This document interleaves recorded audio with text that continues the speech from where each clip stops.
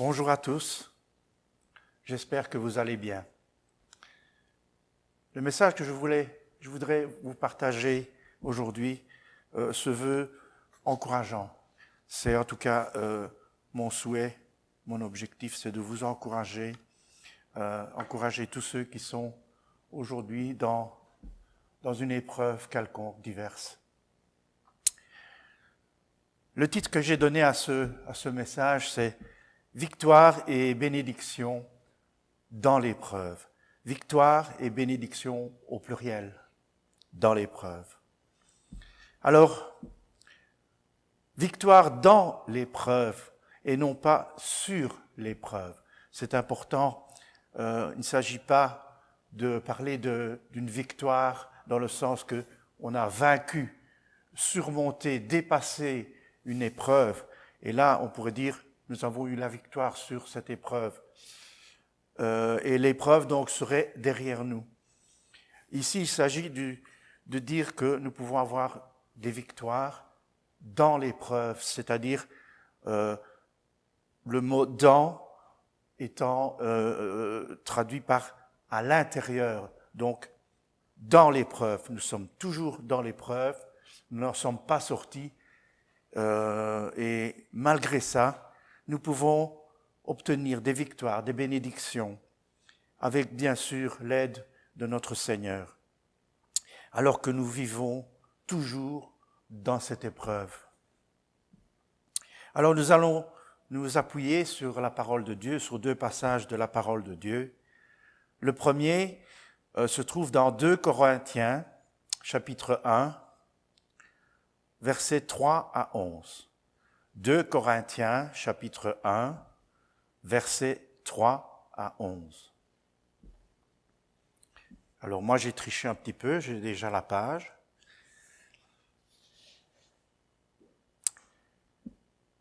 Voilà donc ce que nous lisons dans ce passage, donc de cette épître de Paul aux Corinthiens.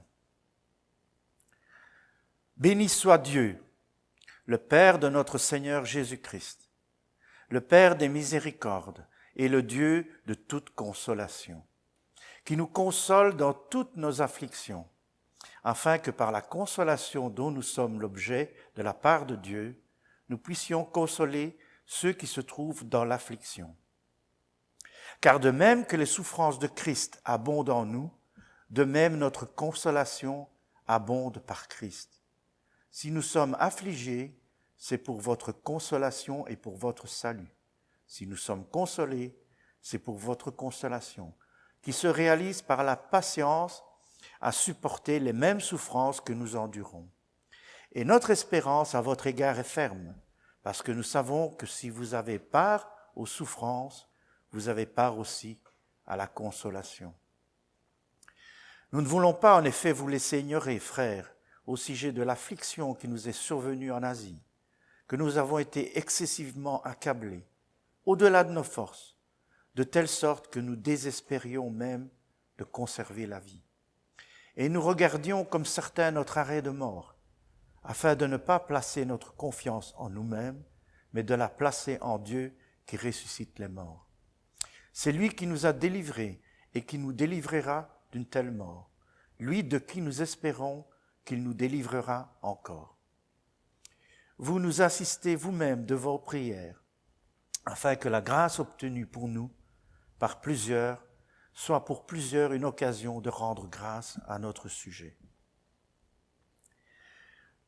Le deuxième passage se trouve dans Jacques au chapitre 1.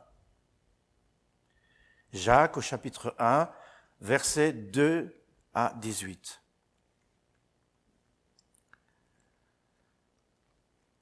Ici dans ma Bible, on a mis un titre, c'est « Le test de la persévérance dans la souffrance ». Le mot « persévérance » est important. Mes frères, regardez comme un sujet de joie complète les diverses épreuves auxquelles vous pouvez être exposés, sachant que l'épreuve de votre foi produit la patience. Mais il faut que la patience accomplisse parfaitement son œuvre, afin que vous soyez parfaits et accomplis sans faillir en rien. Si quelqu'un d'entre vous manque de sagesse, qu'il la demande à Dieu, qui donne à tous, simplement et sans reproche, et elle lui sera donnée. Mais qu'il la demande avec foi, sans douter, car celui qui doute est semblable au flot de la mer, agité par le vent et poussé de côté et d'autre. Qu'un tel homme ne s'imagine pas qu'il recevra quelque chose du Seigneur. C'est un homme irrésolu, inconstant dans toutes ses voies. Que le frère de condition humble se glorifie de son élévation, que le riche au contraire se glorifie de son humiliation, car il passera comme la fleur de l'herbe. Le soleil s'est levé avec sa chaleur ardente, il a desséché l'herbe, sa fleur est tombée et la beauté de son aspect a disparu. Ainsi le riche se flétrira dans ses entreprises. Heureux l'homme qui supporte patiemment la tentation. La tentation peut se traduire aussi par l'épreuve. Heureux l'homme qui supporte patiemment la tentation, car après avoir été éprouvé, il recevra la couronne de vie que le Seigneur a promise à ceux qui l'aiment. Voilà donc, nous pouvons donc obtenir des victoires, des bénédictions, même à l'intérieur de l'épreuve. Alors, d'abord, de quelles épreuves parle-t-on ? Qu'est-ce qu'une épreuve ? Paul, dans son passage, au verset 4, dit « qui nous console dans toutes nos afflictions ». Dans toutes nos afflictions. Jacques, lui, dans le passage que nous avons lu, parle d'épreuves diverses. Donc, cela me fait penser qu'il ne s'agit pas seulement, même si on pense principalement aux épreuves causées par la persécution pour leur foi, des chrétiens, pour leur foi, mais on pense aussi à toutes les souffrances, toutes les épreuves que tous les humains sont amenés à devoir endurer. Maladie, pauvreté, guerre, violence, etc. Donc, en tant que chrétiens, nous ne sommes pas épargnés ni par la persécution, ni par toutes ces autres souffrances que l'humanité, à cause du péché, l'humanité vit. Alors, on pourrait se dire, mais alors, quel avantage y a-t-il d'être enfant de Dieu, d'être chrétien ? Mais nous allons voir tout cela par la suite. Donc, voilà, on peut avoir des victoires, des bénédictions, même dans l'épreuve. Jacques parle même de joie, de se réjouir dans l'épreuve. Au verset 2 du passage que nous avons lu, on va passer de Jacques à Paul et de Paul à Jacques pendant ce message. Donc au verset 2, il dit « Mes frères, regardez comme un sujet de joie complète les diverses épreuves auxquelles vous pouvez être exposés. » Alors, vous imaginez, si vous dites ça à quelqu'un qui ne connaît pas le Seigneur, qui n'a pas donc, quand je dis connaît, qui n'a pas une relation avec le Seigneur, eh bien, il va dire, ces chrétiens, ils sont maso, se réjouir dans la souffrance, dans les épreuves, c'est pas possible. Bien non, les chrétiens ne sont pas masochistes. Non, bien sûr, nous n'aimons pas la douleur, nous n'aimons pas de souffrir comme tout être humain, c'est normal. Mais dans l'épreuve, nous pouvons, je le répète, bénéficier de victoire et de bénédiction. Premièrement, je dirais la consolation. La consolation apportée par Dieu. C'est dans l'épreuve que nous pouvons bénéficier, expérimenter la consolation, le réconfort apporté par Dieu. Paul en parle au verset 3 et 4. « Béni soit Dieu, le Père de notre Seigneur Jésus-Christ, le Père des miséricordes et le Dieu de toute consolation, qui nous console dans toutes nos afflictions. Donc, nous pouvons, dans l'épreuve, bénéficier de cette bénédiction qui est d'expérimenter ce réconfort, cette consolation apportée par Dieu. Comment pourrions-nous faire cette expérience merveilleuse qui consiste à être consolés, réconfortés par notre Seigneur si nous ne connaissons pas l'épreuve? Si tout va bien dans notre vie, si nous avons du succès, si nous n'avons pas de problèmes financiers, si nous sommes en bonne santé, le Seigneur n'a pas besoin de nous réconforter. Alors comment pourrions-nous apprécier la situation dans laquelle nous sommes? J'ai pensé à une scène d'un film où il y a deux personnages, deux amis donc c'est un dialogue entre deux amis, et il y en a un qui est riche, qui a du succès, qui a tout ce qu'il veut, tout ce qu'il a envie, mais qui n'est pas heureux, il est blasé, il n'apprécie pas la situation dans laquelle il se trouve, parce qu'il est né dans la richesse, il n'a jamais connu aucune épreuve dans sa vie, il a toujours été chouchouté, câliné par la vie, et donc il n'apprécie pas. Alors que son ami, lui, a connu des difficultés et connaît des difficultés. Alors cet ami, donc qui connaît des difficultés, lui dit: mais c'est normal que tu sois comme ça, parce que pour apprécier le goût du miel, il faut avoir connu le goût du vinaigre. Et c'est une phrase qui m'est restée, je trouvais que c'était bien dit. Et effectivement, nous avons besoin de comparer les choses, nous avons besoin de connaître bien sûr les belles choses, les bonnes choses, mais pour les apprécier, nous avons besoin de les comparer à des choses mauvaises. Donc, et l'épreuve nous permet donc de faire cette comparaison et donc de pouvoir apprécier les bonnes choses que nous avons de la part du Seigneur. Et donc, voilà, bénédiction que nous recevrons du Seigneur, consolation et enseignement aussi, instruction pour nous. Lorsque nous sommes dans l'épreuve, le Seigneur est encore plus près de nous. En effet, plusieurs chrétiens, frères et sœurs, m'ont témoigné que ils n'ont jamais senti plus fort la présence du Seigneur que lorsqu'ils étaient vraiment très, très loin dans l'épreuve. Ça me fait penser à un chant: ne crains rien, je t'aime. Dans la 3e strophe, nous pouvons chanter: les dangers accourent, subtils, inconnus. De près, ils m'entourent. Plus près est Jésus.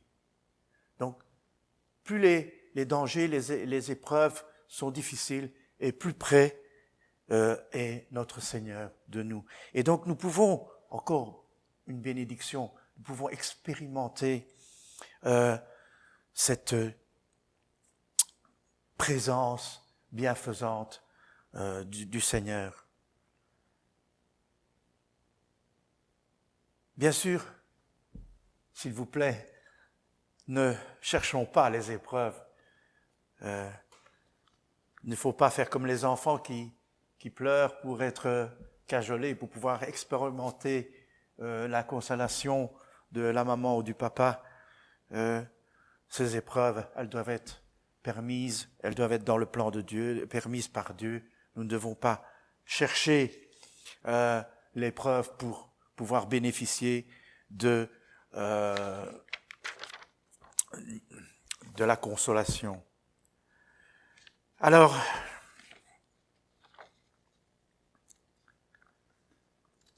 Deuxièmement,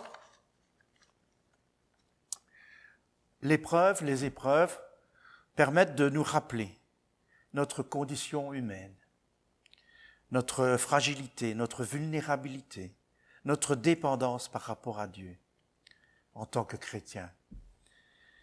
En effet, quand tout va bien, nous pourrions tomber dans le piège, dans l'erreur de croire que c'est par nos efforts, par nos mérites que tout va bien. Et oublier que c'est une grâce de Dieu qui bénit notre travail. En effet, vous avez des personnes qui font plein d'efforts, qui travaillent, qui sont très courageuses, qui font tout pour que ça aille bien, mais si le Seigneur ne bénit pas, eh bien, on n'arrive à rien. Et donc, le mérite en revient toujours à Dieu. Alors, la victoire consiste ici à nous pousser. Dieu nous pousse à revenir vers lui. Donc, tu vois bien que tu es fragile, vulnérable. N'oublie pas que tu as besoin de moi. Et donc, c'est une victoire, c'est une bénédiction encore. C'est une victoire sur notre orgueil, car c'est là le piège dans lequel nous pouvons tomber, c'est l'orgueil. L'orgueil. Chez moi, tout va bien parce que moi, je fais attention, je fais ceci, je fais cela. Eh bien non, si tout va bien, c'est toujours par la grâce de Dieu. Et donc, si à un moment donné, tout commence à aller de travers, si Dieu permet l'épreuve, c'est pour nous rappeler à lui. Paul dit au verset 8, donc dans 2 Corinthiens au verset 8, «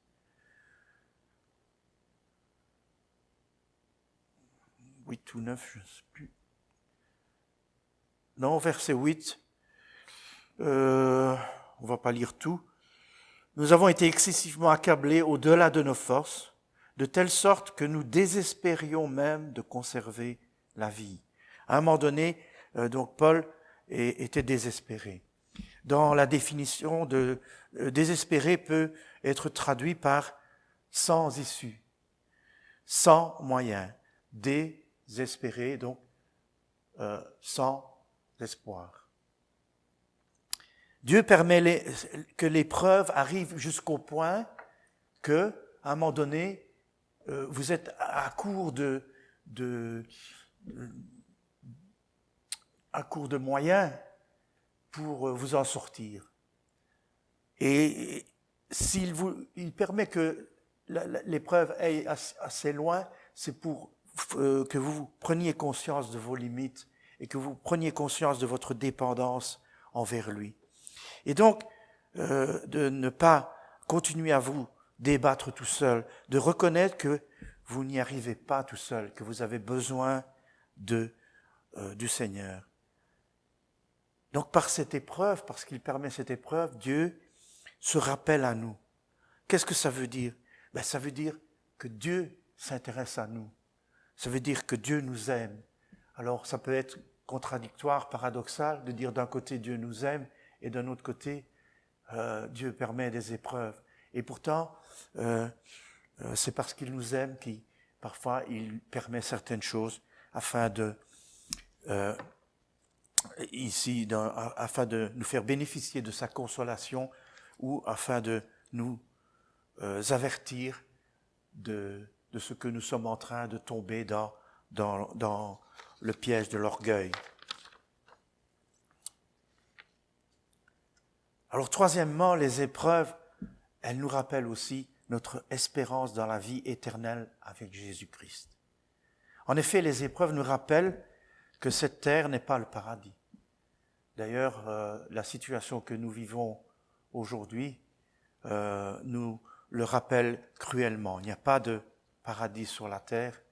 Et toutes ces épreuves nous rappellent aussi que, à cause du péché, nous souffrons. Nous souffrons.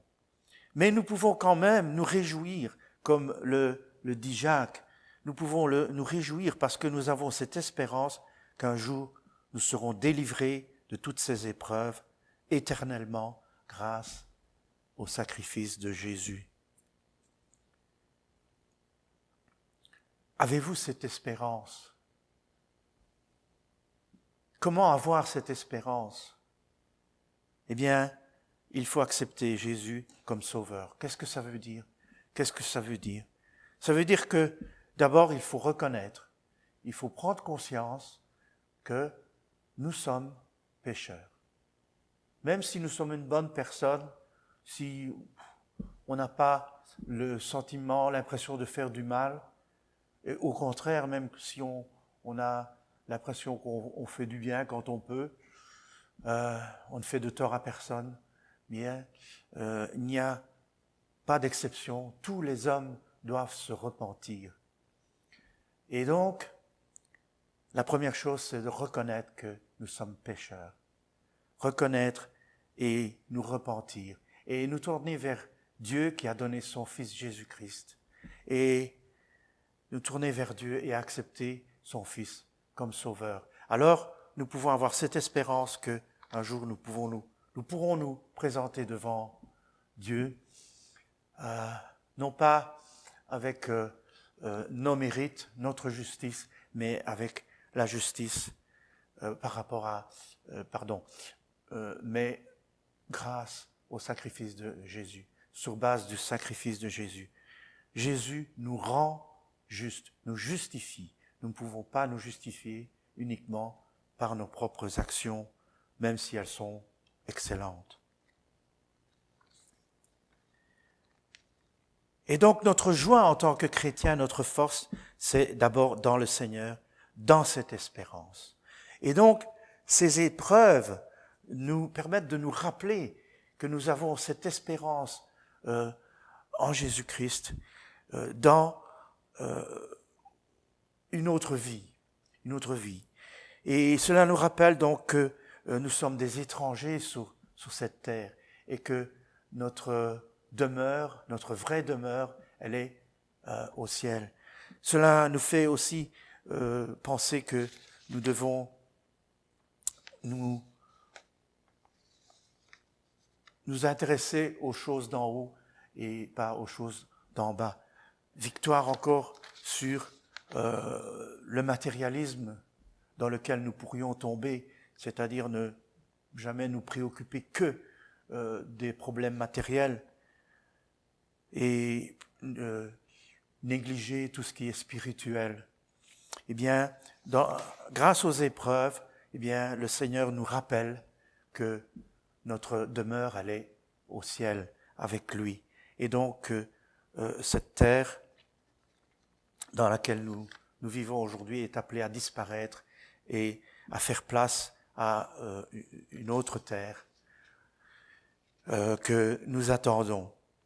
En effet, si nous acceptons le Seigneur uniquement pour être préservés des épreuves humaines, eh bien, nous risquons d'être immanquablement déçus. Parce que ce n'est pas parce qu'on accepte le Seigneur, ce n'est pas parce qu'on devient chrétien, qu'on devient enfant de Dieu, qu'on est épargné par les épreuves. Parce que comme nous l'avons vu, ces épreuves sont dues au péché, à la désobéissance de nos lointains parents, Adam et Ève, dans le jardin d'Éden, et ce péché s'est transmis de génération en génération jusqu'à nous. Et seul le sacrifice de Jésus peut enlever cette tâche originelle. Et dans 1 Corinthiens 15, verset 19, Paul dit, « Si c'est dans cette vie seulement que nous espérons en Christ, nous sommes les plus malheureux de tous les hommes. » En effet, donc, comme je l'ai dit, nous ne devons pas, même si, bien sûr, c'est humain d'essayer de vouloir vivre mieux et d'avoir moins d'épreuves et moins de souffrances, c'est tout à fait normal, mais notre espérance, elle est au ciel. Quatrièmement, les épreuves nous rendent plus forts. Il y a une phrase, je ne sais pas comment il faut dire, qui dit, il y a certaines personnes qui disent « ce qui ne me tue pas me rend plus forts. Les épreuves nous rendent plus forts. Nous pouvons lire dans le passage de Jacques, au verset 2 et 3. Mes frères, regardez comme un sujet de joie complète les diverses épreuves auxquelles vous pouvez être exposés, sachant que l'épreuve de votre foi produit la patience. Ici, la patience pourrait être mieux traduite par persévérance, endurance. Donc, l'épreuve de votre foi vous rend plus fort. Et aussi au verset 12, nous lisons « Heureux l'homme qui supporte patiemment la tentation, l'épreuve, car après avoir été éprouvé, il recevra la couronne de vie que le Seigneur a promise à ceux qui l'aiment. » Donc, les épreuves nous font progresser. Dans le sport, une compétition sportive s'appelle comment? Une épreuve. Alors le sportif, qu'est-ce qu'il fait pour se préparer pour l'épreuve? Pour se préparer, il doit se soumettre à un entraînement parfois très dur. Il met son physique dans une situation difficile afin de l'endurcir. En effet, si vous vous contentez de trottiner au lieu de courir et de faire du jogging vraiment sérieusement, eh bien, votre entraînement ne saurait être efficace. L'entraînement, pour être efficace, eh bien, il faut que vous poussiez jusqu'à vos limites. Et plus le sportif est de haut niveau, et plus il doit aller dans ses limites. On dit il faut souffrir pour être beau. Il faut croire que j'ai pas assez souffert. Mais il faut aussi souffrir pour être apte à affronter les épreuves. Encore une victoire sur nous-mêmes, avec le Seigneur comme coach. Le Seigneur, en permettant les épreuves, nous permet de nous endurcir dans le sens de nous fortifier, nous rendre plus aguerris. Le mot aguerri ne s'utilise plus beaucoup aujourd'hui, mais dans aguerri, il y a le mot guerre. Et aguerri, au départ, ça voulait dire prêt à la guerre. Et donc, ici, le Seigneur nous entraîne. C'est notre coach. Je me souviens de quand je jouais au foot. Alors, j'étais jeune, j'avais peut-être 15-16 ans. Nous avions un entraîneur pour le côté technique, donc où on faisait des entraînements avec le ballon, et ça me plaisait bien. Par contre, nous avions un entraîneur pour la condition physique. Alors lui, c'était autre chose. Hein. Lui, il ne nous faisait pas trottiner autour du terrain, mais il nous emmenait dans le bois juste à côté du terrain, et là où il y avait des descentes, des montées, des fosses, des creux, des bosses, des cailloux, toutes sortes de difficultés. Et il nous emmenait là courir. Et il nous entraînait très, très, très durement. Je me souviens que qu'est-ce que nous avions pu le détester, cet entraîneur. Et pourtant, après, avec le recul, nous avons vu le résultat. Parce que sur le terrain, nous étions plus endurants. Nous savions résister mieux à l'effort. Dans 2 Timothée, au verset 2 Timothée, chapitre 2, au verset 15,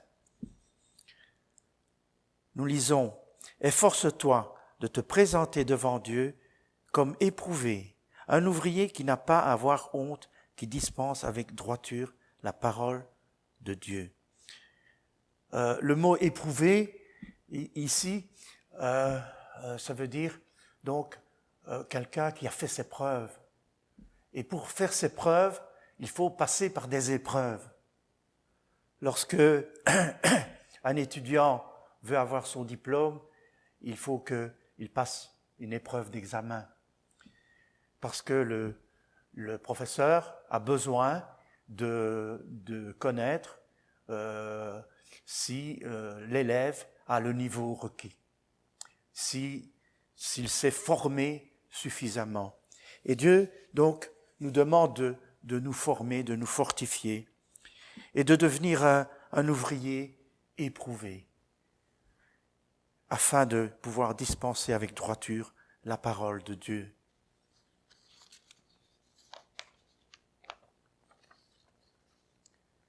Cinquièmement, les épreuves nous rendent plus aptes à consoler, réconforter les autres.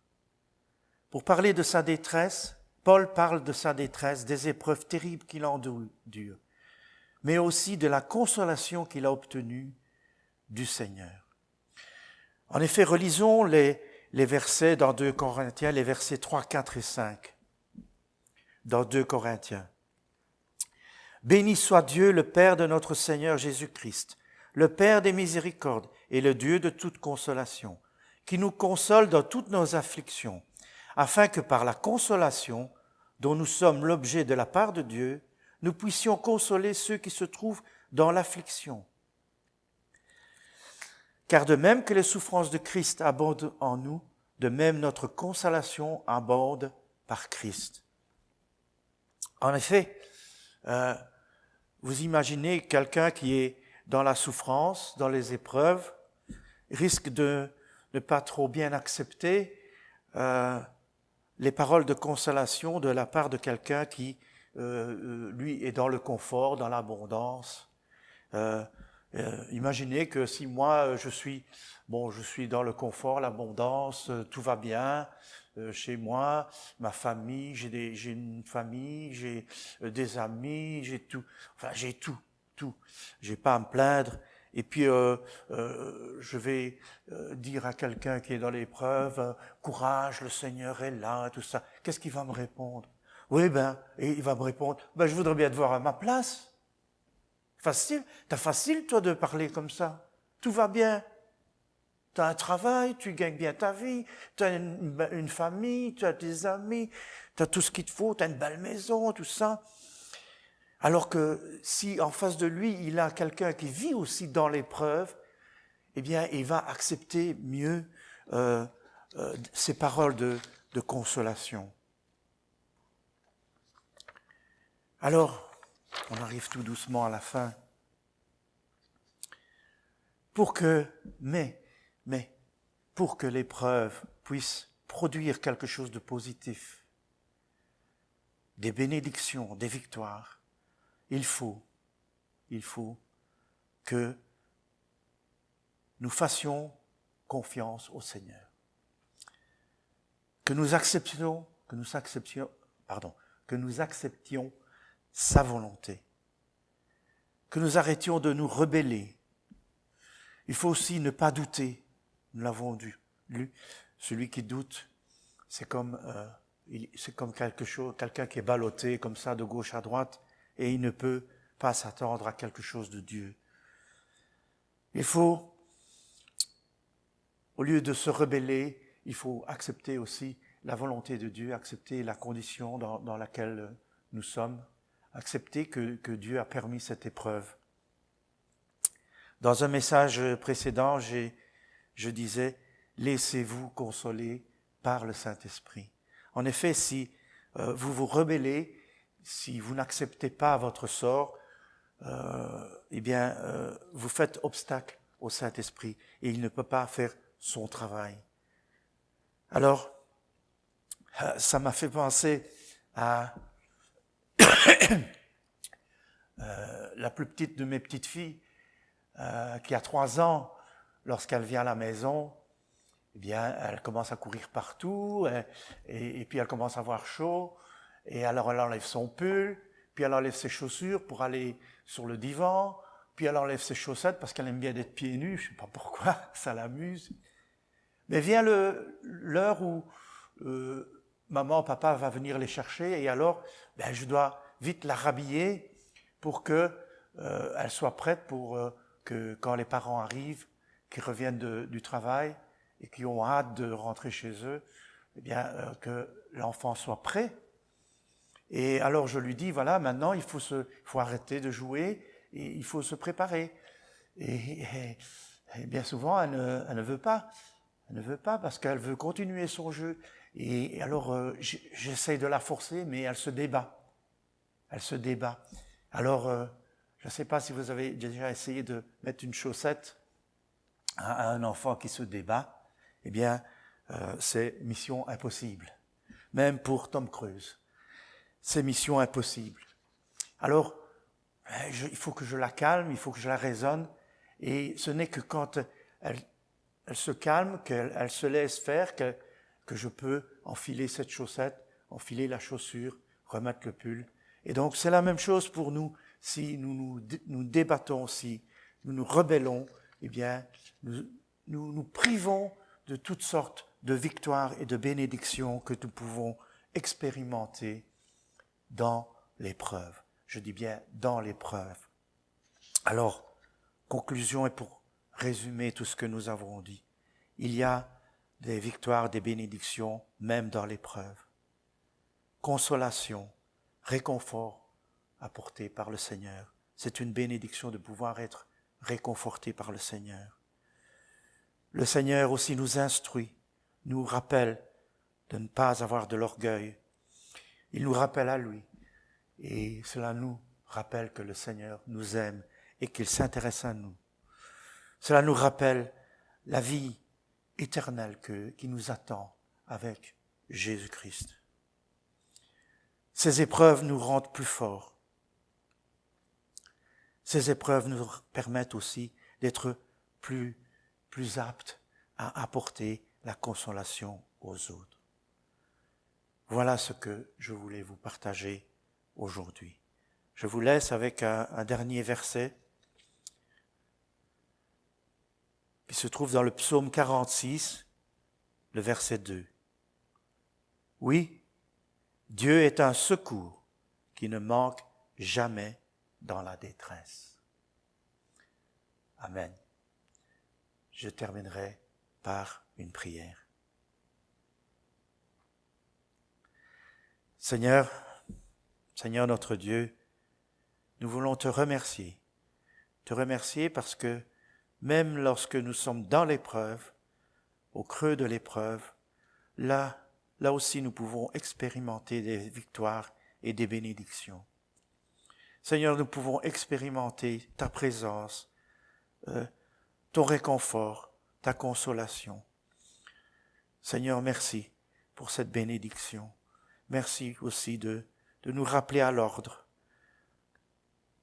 de nous faire prendre conscience de notre dépendance envers toi, de nous faire prendre conscience de notre orgueil, de nous en délivrer. Merci Seigneur de nous rappeler que si nous vivons des épreuves sur cette terre, nous avons un objectif, c'est la vie éternelle avec toi, une vie éternelle de bonheur, où il n'y aura plus de maladie, de souffrance. Seigneur, merci parce que par ces épreuves, tu nous fortifies, tu nous aguerris, tu nous rends plus forts. Merci Seigneur parce que tu nous permets d'apporter la consolation aux autres. Cette consolation que tu nous as donnée, nous pouvons la partager avec notre prochain, avec nos frères et nos sœurs.